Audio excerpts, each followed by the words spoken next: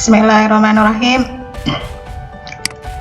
Assalamualaikum warahmatullahi wabarakatuh. Ketemu kembali dengan saya Ustadzah Hulan di pembelajaran berikutnya, tetap di tema 6 menuju masyarakat sejahtera. Tentang apa itu? Ya, kita akan mempelajari pubertas pada masa remaja. Yang kedua, perbedaan fisik laki-laki sebelum dan sesudah pubertas. Yang ketiga, perbedaan fisik anak perempuan sebelum dan sesudah pubertas. Seperti biasanya, Ustadzah mau menyampaikan kata-kata motivasi hari ini. Apa saja itu? Yang pertama, manjada wajada. Siapa yang bersungguh-sungguh akan berhasil. Siapa yang tidak bersungguh-sungguh maka tidak akan berhasil. Jadi teman-teman silahkan bersemangat, bersungguh-sungguh mencapai cita-cita kalian semuanya. Bila gagal, ya coba lagi. Sampai kapan? Sampai sukses. Jadi tidak ada kata terlambat untuk selalu mencoba lagi, dan jika gagal teruslah berusaha untuk menggapai cita-cita dan impian kalian. Masa depan adalah milik mereka yang menyiapkan hari ini. Jadi hari ini adalah mimpi kalian esok pagi. Jadi silahkan kalian siapkan betul-betul persiapan kalian hari ini untuk menyongsong hari esok. Nah, sekarang masih ingatkah kalian tentang tahapan pertumbuhan dan perkembangan manusia yang telah kita pelajari di pembelajaran sebelumnya? Nah, kita ulangi kembali dan kita belajar bersama-sama kembali. Tahapan pertumbuhan dan perkembangan manusia apa saja kemarin? Ya, yang pertama adalah bayi, selanjutnya masa balita, selanjutnya masa anak-anak, ada masa remaja, masa dewasa, dan terakhir adalah masa lansia atau lanjut usia. Ini adalah urutan tahap pertumbuhan dan perkembangan manusia. Nah, bagaimana proses penciptaan manusia menurut Al-Quran? Kita lihat video berikut ini.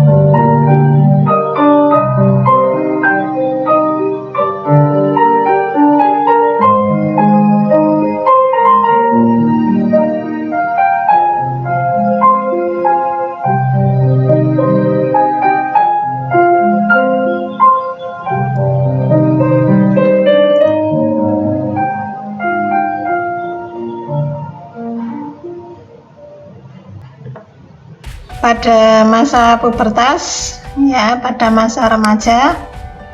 Nah, masa pubertas adalah masa perubahan dari anak-anak menjadi dewasa. Jadi masa peralihan dari anak-anak menjadi dewasa. Pada masa pubertas, tubuh seseorang anak akan mengalami beberapa perubahan. Perubahan apa saja? Seperti perubahan fisik dan tingkah laku.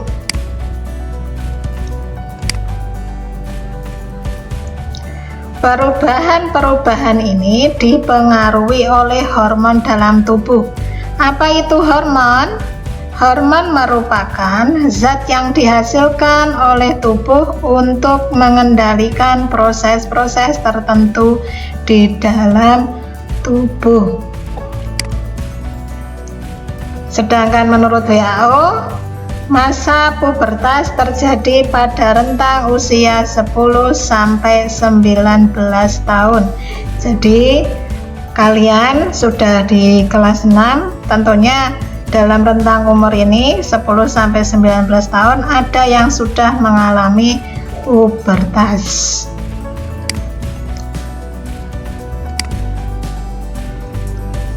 Pada masa pubertas, baik laki-laki maupun perempuan akan mengalami perubahan primer dan perubahan sekunder.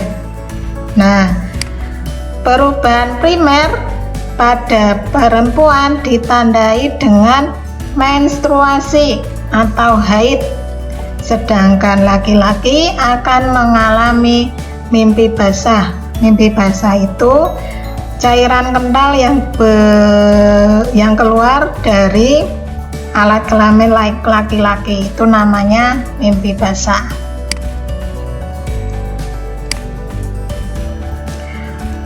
Perubahan primer yang dialami akan menyebabkan perubahan sekunder atau perubahan fisik pada bagian-bagian tubuh tertentu. Selain mengalami perubahan primer dan sekunder, pada masa ini manusia akan mengalami perubahan tingkah laku dan pola pikir. Jadi pada masa pubertas nanti laki-laki dan perempuan akan mengalami dua perubahan, baik perubahan primer maupun perubahan sekunder. Baik laki-laki itu ditandai dengan mimpi basah, sedangkan pada perempuan ditandai dengan menstruasi atau haid. Nah, perubahan primer itu menyebabkan perubahan sekunder yang berakibat pada perubahan fisik, perubahan ukuran bagian-bagian tubuh tertentu pada laki-laki dan perempuan. Nah, sekarang kita pelajari bersama apa saja perubahan sekunder atau fisik pada laki-laki. Jadi nanti ketika anak laki-laki itu sudah mengalami mimpi basah, tentunya akan ada perubahan di bagian-bagian tubuh tertentu. Apa saja itu? Nah, yang pertama, jakun mulai tumbuh dan tampak. Jakun itu berada di bagian tenggorokan. Jadi ada bagian yang menonjol, itu namanya jakun. Suara berubah menjadi lebih besar. Yang ketiga, tumbuh kumis. Keempat, tumbuh jerawat. Kelima, tumbuh rambut di ketiak dan kemaluan. Keenam, tumbuh jambang dan jenggot. Dan yang terakhir, dada terlihat bidang. Ini perubahan sekunder atau fisik pada laki-laki. Sedangkan perubahan sekunder atau fisik pada perempuan apa? Setelah mengalami menstruasi atau haid, pertama, suaranya melengking. Kedua, tumbuh jerawat, jadi sama dengan laki-laki. Ketiga, pinggul membesar. Keempat, payudara membesar. Dan yang terakhir, tumbuh rambut di ketiak dan kemaluan. Ini perubahan sekunder atau fisik pada perempuan. Nah, sekarang kita pelajari perbedaan fisik masa kanak-kanak pada laki-laki dengan masa pubertas laki-laki. Apa saja itu? Nah, karena tadi ada masa pubertas yang sudah kita pelajari ya, dari jakun mulai tumbuh dan tambah, suara berubah menjadi lebih besar, tumbuh kumis, tumbuh jerawat, tumbuh rambut di ketiak dan kemaluan, tumbuh jambang dan jenggot, dan dada terlihat bidang. Ini pada masa pubertas. Berarti pada masa kanak-kanak itu kebalikan dari masa pubertas. Berarti semua kondisi fisiknya belum seperti pada saat pubertas, atau lawan dari perubahan fisik pada masa pubertas.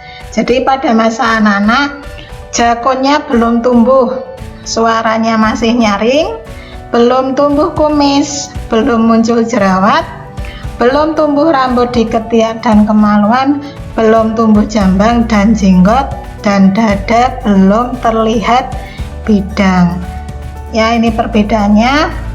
Selanjutnya adalah perbedaan fisik masa kanak-kanak pada perempuan dengan masa pubertas perempuan. Apa saja itu? Tadi masa pubertas pada perempuan suaranya melengking, tumbuh jerawat, pinggul membesar, payudara membesar, tumbuh rambut di ketiak dan kemaluan. Sedangkan masa kanak-kanak berarti kebalikannya, belum mengalami perubahan primer, jadi belum mengalami perubahan fisik juga. Jadi pada masa kanak-kanak ciri fisiknya suaranya masih nyaring, belum muncul jerawat, pinggul belum melebar, payudara belum membesar, dan belum tumbuh rambut di ketiak dan kemaluan. Nah, jadi ini perbedaan fisik pada masa kanak-kanak pada perempuan dengan masa pubertasnya, ya. Jadi urutan pertumbuhan manusia itu dimulai dari perkawinan, ya, dimulai dari perkawinan yang sah, terus akhirnya terjadi pembuahan. Pembuahan itu bertemunya sel telur dengan sel sperma. Jadi setelah mengadakan pembuahan akan terbentuk sigot, ya, sigot, setelah itu embrio, ya, dan selanjutnya mengalami janin dan beberapa bulan, beberapa hari demi hari bertambah, dan akhirnya terbentuk yang namanya bayi pada rahim. Nanti ketika sudah menjelang 9 bulan 10 hari itu sudah siap dilahirkan. Ya, seperti tadi dalam Al-Quran, ya, penciptaan manusia dalam Al-Quran, karena kita diciptakan Allah, kita dititipkan Allah di rahim seorang ibu, maka harus berbaik, ya, berbuat baik kepada orang tua karena sudah mengandung dengan susah payahnya. Jadi pesan Ustazah, tetap patuh kepada orang tua dan tetap menjadi anak-anak yang solih dan solihah. Sebelum Ustazah akhiri pembelajaran hari ini, Ustazah mengingatkan kembali tentang 3M. Apa saja itu? Menggunakan masker, mencuci tangan dengan sabun dan air mengalir, serta menjaga jarak antara 1 sampai 1,5 meter. Tetap semangat, tetap menjadi anak yang solih-solihah, tetap mandiri dan tetap berprestasi. Sekian, terima kasih. Insya Allah ketemu kembali di pembelajaran selanjutnya. Kita tutup dengan baca hamdalah. Alhamdulillahirabbil alamin. Ustadzah akhiri. Wassalamualaikum warahmatullahi wabarakatuh.